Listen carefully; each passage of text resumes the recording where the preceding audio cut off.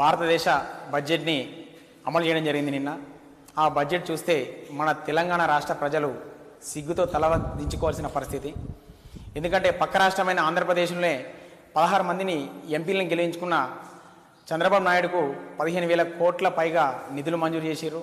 పక్కనే బీహార్ రాష్ట్రంలో 12 మంది ఎంపీలను గెలుచుకున్న జనతాదళ్ పార్టీకి నితీష్ కుమార్ గారికి 26,000 కోట్ల బడ్జెట్ని ప్రవేశపెట్టారు. కానీ 16 మంది ఎంపీలే మన దగ్గర ఒక్క రూపాయి కాదు కదా, కనీసం తెలంగాణ అంశం పేరు కూడా ఎత్తలేదు. మరి ఎందుకు ఇలా జరుగుతుంది? దాదాపు మనం ఎలక్షన్ టైంలో 3 రంగుల జెండా బట్టి అనగానే 3 రంగుల గుద్దినం, 8 మంది వాళ్ళు గెలిచారు. దేశం కోసం ధర్మం కోసం అనగానే మీదికెళ్ళి చల్ల నీళ్ళు పోయంగానే కింద పెట్టే మంట ఏర్పడక వాళ్ళకు 8 సీట్లు ఇచ్చినాం. వాళ్ళు ఇప్పుడు ఏం చేసినారు? కాంగ్రెస్లు పోయి ఢిల్లీలో బానిసలు అవుతున్నారు, బీజేపీలు పోయి మోడీ గుజరాత్కు బానిసలు అవుతున్నారు. వాళ్ళు మోచేతికి బెల్లం పెట్టగానే నాకి తేనెటి వింది చేసుకొని వచ్చుడు తప్ప వాళ్ళు అక్కడ చేసేది ఏం లేదు, కొట్టాడేది ఏం లేదు. అదే మేము ఇప్పుడు ఇక్కడ మన తెలంగాణ రాష్ట్ర యువకుల్లాగా మేము నిరసన తెలుపుతున్నాం. మన భారతదేశ బడ్జెట్ 48,12,000 కోట్లకు పైగా బడ్జెట్ పెట్టి కనీసం తెలంగాణ అంశమే లేకపోయే వల్ల మేము దానికి నిరసన తెలుపుతున్నాం. మా తరపున మన రాష్ట్రం నుంచి గెలిచిన ఎంపీలు కూడా నిరసన తెలపాలని చెప్పి మనస్ఫూర్తిగా కోరుకుంటున్నాం.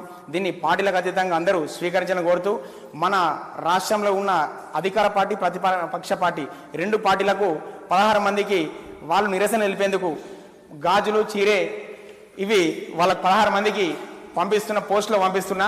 మీరు నెక్స్ట్ పార్లమెంటు